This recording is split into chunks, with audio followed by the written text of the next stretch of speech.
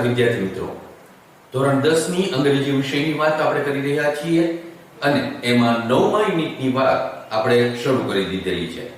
Pre ટાસ્કના બે part કરેલા છે. પહેલા પાર્ટની ચર્ચા પ્રથમ પીરિયડ દરમિયાન આપણે કરી ચૂકેલા છીએ.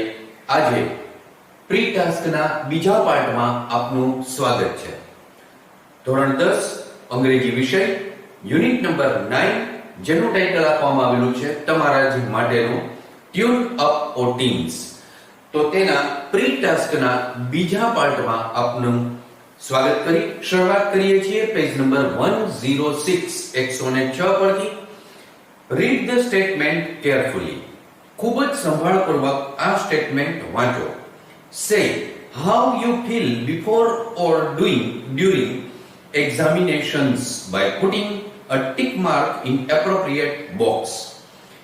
પરીક્ષાઓ જ્યારે શરૂ હોય છે એ ગાળા દરમિયાન તમે આમાંથી હંમેશા કરો છો એટલે ઓલવેઝ, સમટાઈમ્સ એટલે ક્યારેક ક્યારેક અને નેવર એટલે ક્યારેય નહીં.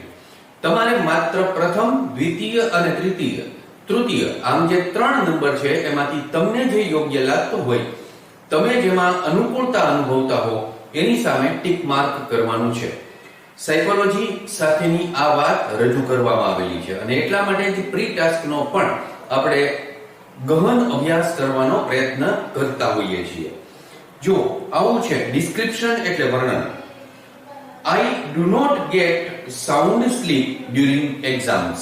જો એવું હંમેશા થતું હોય તો 1 નંબરમાં ટિક કરવાનો, ક્યારેક ક્યારેક એવું થતું હોય તો 2 નંબરમાં ટિક કરવાનું અને જો ક્યારેય ન થતું હોય તો 3 નંબરમાં ટિક કરવાનું. શું? I do not get sound sleep during exams. પરીક્ષા દરમિયાન હું સાઉન્ડ સ્લીપ એટલે કે શાંતિદાયક હોય એવી ઊંઘ લઈ શકતો કે લઈ શકતી નથી. I do not get sound sleep during exams. Underline કરવામાં આવેલી છે during exams એટલા પાર્ટ નીચે. હવે આ જે પાર્ટ આવેલો છે એ જો આપણે જવાબમાં જોતો હોય તો પ્રશ્ન કેવી રીતના બને? તો પ્રશ્ન બનશે when થી. When do I not get sound sleep? When do I not get sound sleep? Question mark. During exams એનો જવાબ આવે.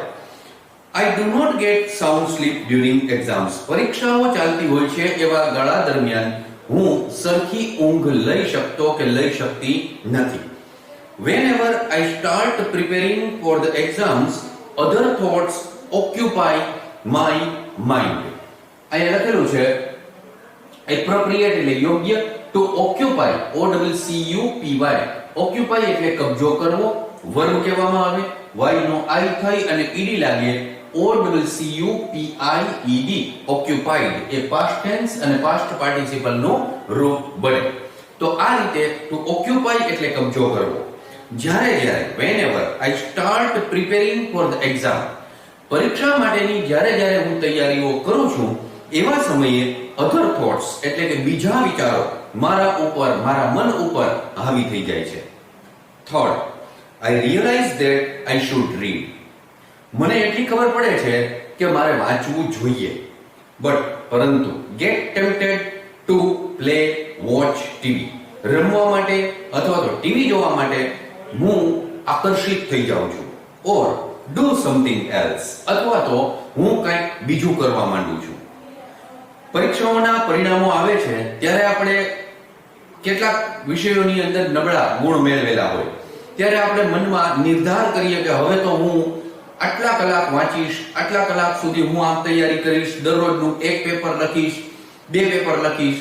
આવા ટાઈમ ટેબલ આપણે બનાવેલા હોય છે પણ એ ટાઈમ ટેબલને આપણે ફોલો કરી શકતા હોતા નથી. કેમ?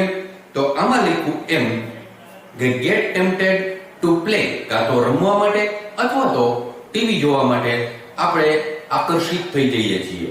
તો આ જે વસ્તુ છે એ આપણામાં બને છે, હંમેશા બને છે, ક્યારેક ક્યારેક બને છે કે ક્યારેય નથી બનતી. એના આધારે તમારે એની અંદર ટિક માર્ક કરવાનું છે. જો તમે કાળજીપૂર્વક આ બધી વસ્તુઓમાં ટિક કરશો તો એક તારણ નીકળશે કે તમે ખરેખર શેને કારણે નિષ્ફળ જાઓ છો. જો નિષ્ફળ જાઓ છો તો અચ્છા, જો સફળ જાઓ છો તો પણ શેને કારણે જાઓ છો એ પણ તારણ એમાંથી જ નીકળી આવે છે. Whenever I start reading, I feel hungry. I realize I should read, I get tempted to play, watch TV. આ જે વાક્ય આવ્યું એ ત્રણ વાક્ય છે. I realize, બીજું વાક્ય I should read, ત્રીજું વાક્ય I get tempted to play અથવા watch TV. હવે આજે આની પહેલાના પણ એક પીરિયડ દરમિયાન તમને કીધેલું હતું કે આપણને સિન્થેસાઇઝ કરવાનું આપશે. સિન્થેસાઇઝ કરવું એટલે વાક્યને સંયોજવું. તો આ વાક્ય સંયોજાયેલું છે. જો આની અંદર એ છાપેલું છે એ જ અહીં લખ્યું છે. એના ત્રણ કટકા કરીને મેં તમારી સામે મૂક્યું જેથી કરીને તમને ખ્યાલ આવે કે સંયોજનું કેવી રીતે વાક્ય. I realize પછી that મૂકવામાં આવ્યું. I realize that I should read but get tempted to play અથવા watch TV. આમાં that અને but સંયોજક તરીકે વાપરવામાં આવેલું છે. આવા પ્રકારનો જે વાક્ય આવે છે એ વાક્યને સિન્થેસાઇઝ થયેલું વાક્ય કહેવામાં આવે. આગામી વર્ષ એટલે કે 11 અને 12 ધોરણ દરમિયાન આવા સિન્થેસાઇઝ કરવાના વાક્યો તમને પરીક્ષાની અંદર પૂછવામાં આવે છે. અને અત્યારે આપણે 9મો રીડ ભણી રહ્યા છીએ.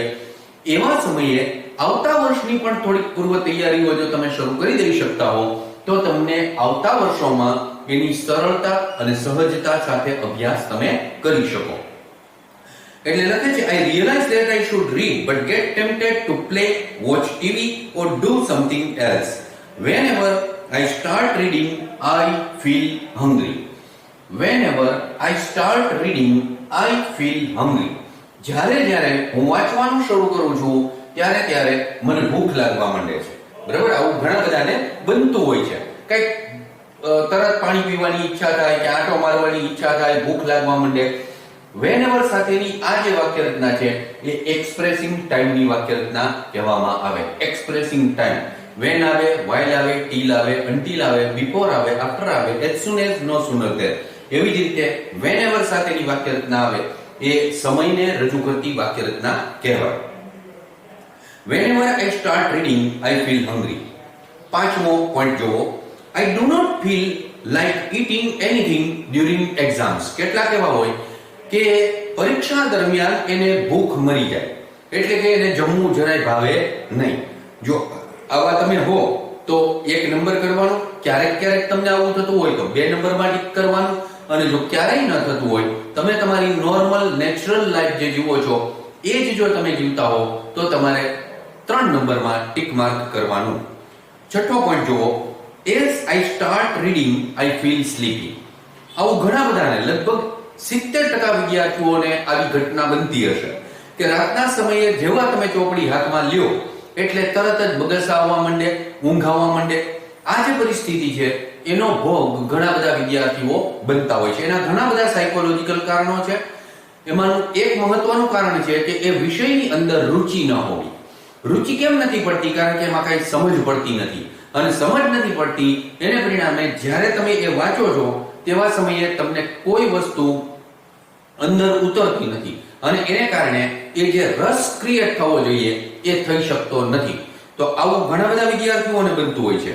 એટલે છઠ્ઠો પોઈન્ટ આપણા સર્વેને માટે અગત્યનો છે. As I start reading, I feel sleepy. પછી હાથમાં ચોપડી થઈ જાય અને આપણે સૂઈ ગયા હોઈએ. I cannot decide the best time for my studies.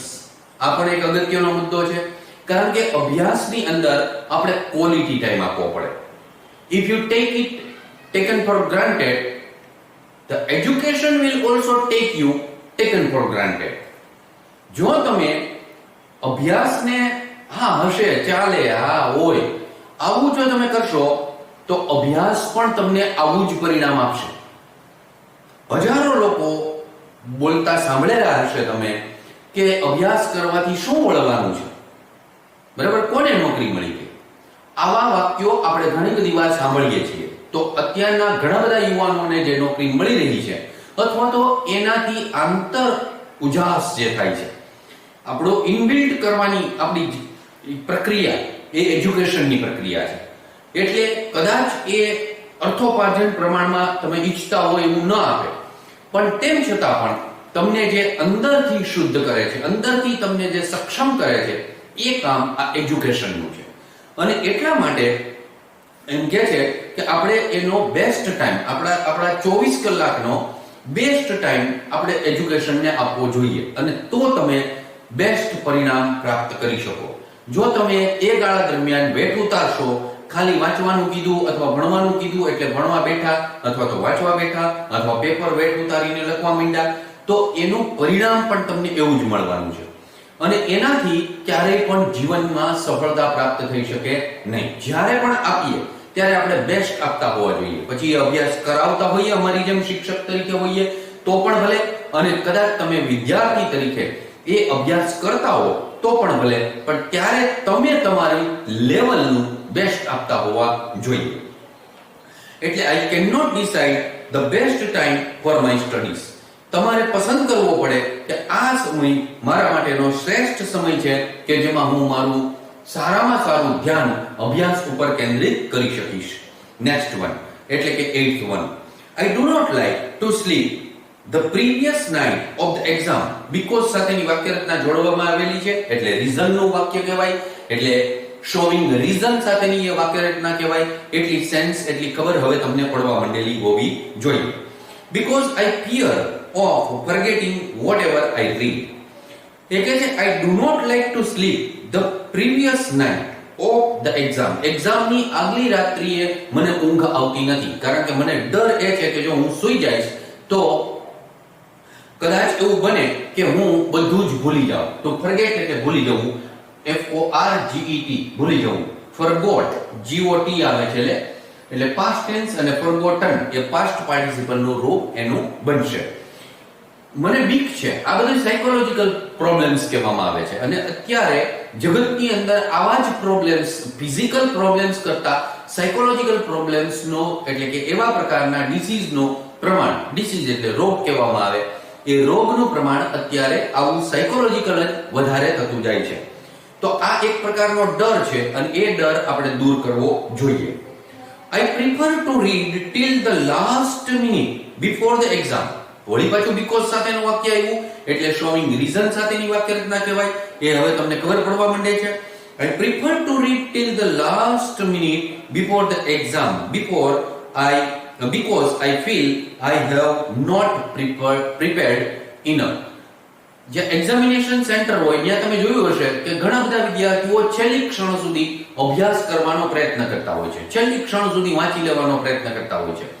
તો આ જે મેન્ટાલિટી છે એ ડરની મેન્ટાલિટી છે. આપણને એવું લાગ્યા કરે છે કે મેં જે તૈયારી કરેલી છે અથવા મારા દ્વારા જે કંઈ પ્રિપેરેશન કરવામાં આવેલી છે એ બરાબર નથી, અધૂરી છે. એવો મનની અંદર સતત ભય, ફિયર થી પીડાતા હોય વિદ્યાર્થીઓ. અને આ માત્ર 10મા ધોરણના કે 12મા ધોરણના વિદ્યાર્થીને જ આવો ડર હોય એવું નથી હોતું. જે કોમ્પિટિટિવ એક્ઝામ આપનારા વિદ્યાર્થીઓ હોય છે એ પણ છેલ્લે ક્ષણ સુધી તૈયારીઓ કરી લેવામાં માનતા હોય છે. એ સારું છે ખરાબ છે એની સાથે નિસ્બત નથી, પણ આપણો આત્મવિશ્વાસ, જેને સેલ્ફ કોન્ફિડન્સ કહેવાય, એ એકદમ બુલંદ હોવો જોઈએ. પરીક્ષામાં જ્યારે અપિયર થવા જઈ રહ્યા છીએ ત્યારે રૂમની અંદર પ્રવેશીએ છીએ તો એ એક્ઝામિનેશન હોલમાં આપણો આત્મવિશ્વાસ એકદમ બુલંદ હોવો જોઈએ. ત્યાર પછીનું કે છે 10મું, I do not fear exams at all. કેટલાક એવા હોય કે જે એક્ઝામથી જરાય ડરતા જ ન હોય. I live a routine life, I feel free.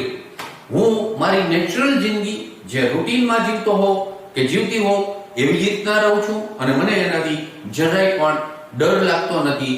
I feel free, અને હું જાણે સંપૂર્ણ મુક્ત હોઉં એવી અનુભૂતિ મને થાય છે.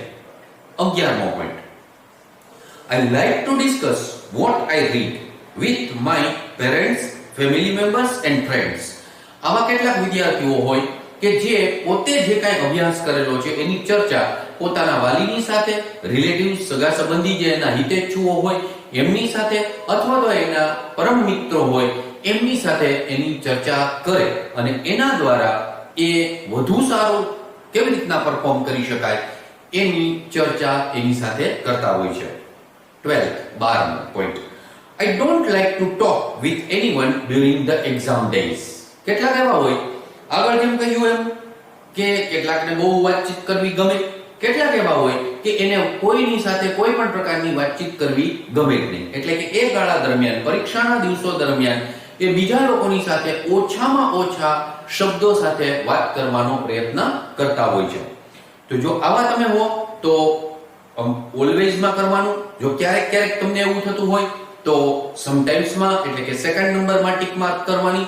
અને જો તમને ક્યારેય એવું ન થતું હોય તો તમારે થર્ડ નંબર માં ટીક માર્ક કરવાની છે. 13મો point, I dislike noise and music during the exam days. આ એક વાક્ય આવેલું હતું એ I cannot decide the best time for my studies A disability ને રજૂ કરતું હોય છે. હવે હમણાં જે વાક્ય આવ્યું I dislike noise, બરાબર, એ વાક્યમાં use not without changing meaning, અર્થ બદલાવા વગર આપણે નોટ મૂકવાનું છે. એટલે કે વાક્યનો જે અર્થ છે I dislike noise ઈ જેમનો તેમ રહેવો જોઈએ. તો કઈ રીતના બન્યું?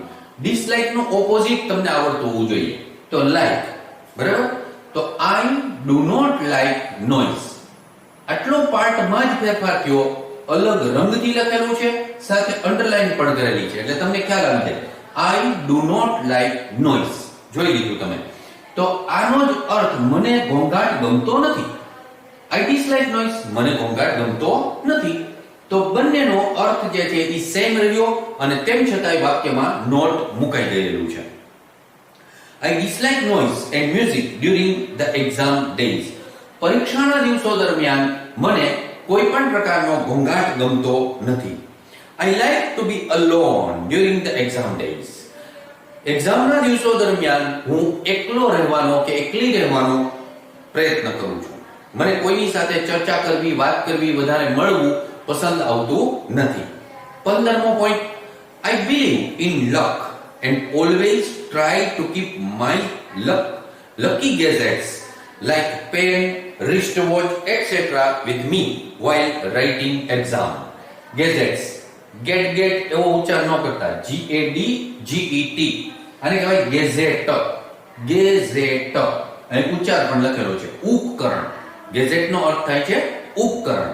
GADGET, પ્રિફર એટલે પ્રાધાન્ય આપવું. I believe in luck, હું લકમાં માનું છું, એટલે કે નસીબની અંદર માનું છું અને હંમેશા એવો જ પ્રયત્ન કરું છું કે મારા જે લકી ગેજેટ્સ છે એ ગેજેટ્સ જેમ કે પેન, રિસ્ટ વોચ વગેરે જેવી વસ્તુઓ એ મારા એક્ઝામ દરમિયાન મારી સાથે રહે, એટલે કે હું એને સાથે રાખું છું. અને 16મો અને અંતિમ પોઈન્ટ આનો કે જે આપણા સેકન્ડ પાર્ટને અહીંયા પૂરા કરીએ છીએ ત્યારે I feel nervous if I lose my lucky gadgets during the exam. I feel nervous if I lose my lucky gadgets. If સાથેની આ વાક્ય રચના એને કહેવામાં આવે કન્ડિશનની વાક્ય રચના, શોવિંગ કન્ડિશન.